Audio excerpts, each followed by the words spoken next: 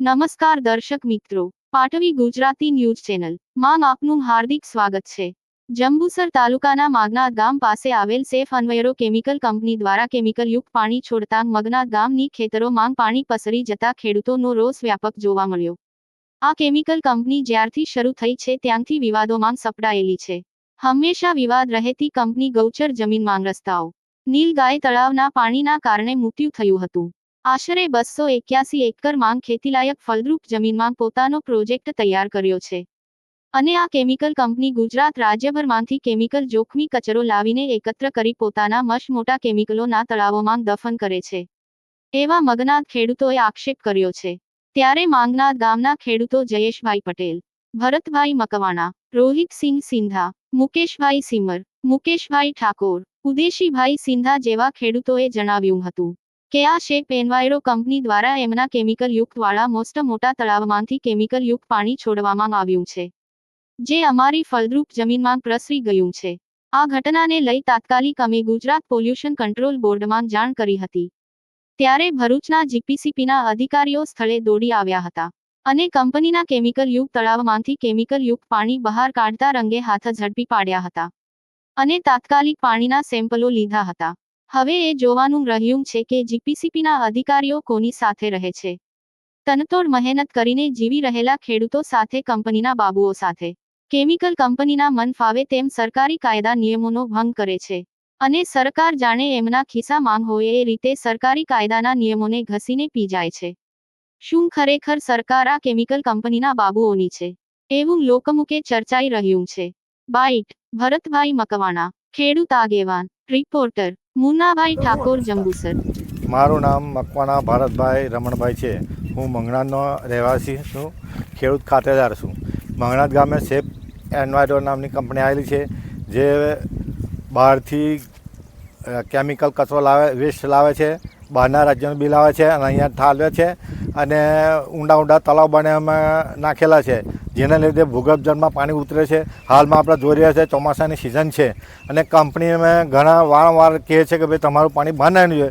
જીપીસીપીના અધિકારીઓને અમે પૂછપાછ કરી એમને કીધું કે ભાઈ કંપની ચોખ્ખેદમ દિવાલ કરવી જોઈએ। આજની તારીખે આપણે જોઈ શકીએ કે કંપની ચોખ્ખેદમ કમ્પાઉન્ડ વાલ નથી, એમનું પાણી બહાર નીકળે છે અને રાતના સમયમાં કંપનીના માણસો મોટરો અને મશીનોથી પાણી કેમિકલવાળું આજુબાજુના કાંચ નાખે છે, એમાંથી નદીમાં પાણી જાય છે અને ખેડૂતોની આજુબાજુ જમીન તથા ગામમાં આવ્યું છે અને આ પાણી જો ઢોર કે માણસ પીએ છે એ માણસના શરીરમાં બી ખૂંજલીને એવું થાય છે, બીમારી લાગુ પડે છે।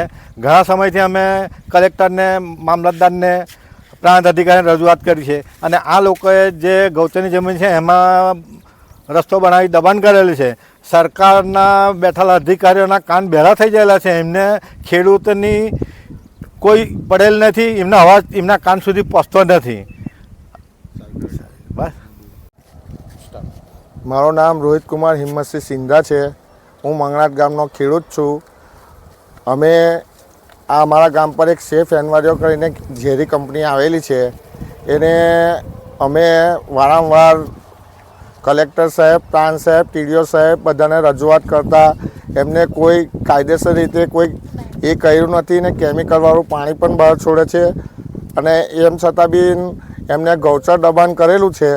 જે ગૌચર દબાણમાં અમે માપણી કરાવી દીધી છે, માપણી સીટ પણ અમે ટીડીઓ સાહેબ, ડીડીઓ સાહેબ, કલેક્ટર સાહેબને પહોંચતી કરેલી છે, છતાં આજ દિન સુધીને એ દબાણ હટાવ્યું નથી અને હરરોજ પેપરમાં, સમાચારમાં બધે એવું આવે છે કે સરકારી દબાણ હોય અને ગૌચર દબાણ હોય તે હટાવવું જોઈએ। આજ દિન સુધીને હજુ એ ગૌચર દબાણ હટાવ્યું નથી। અમારી એક માંગ છે કે આ અમારું ગૌચર દબાણ હટાવો, બસ।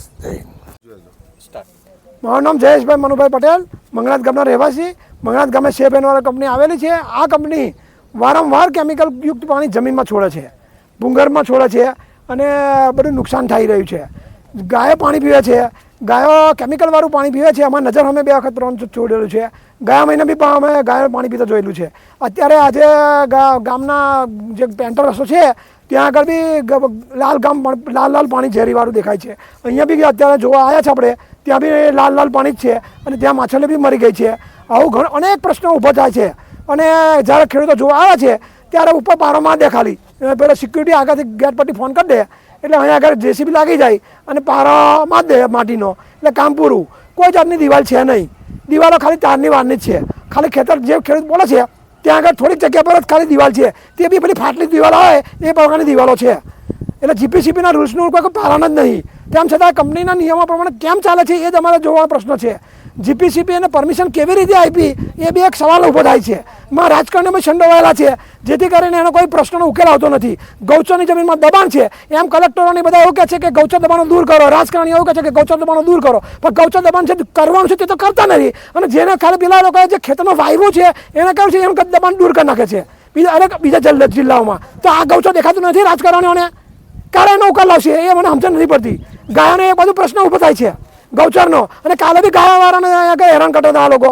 તો એમનું ગૌચર ખાલી કરો ને પહેલાં, તો ગાયાવાળા દૂર થાય નહીં.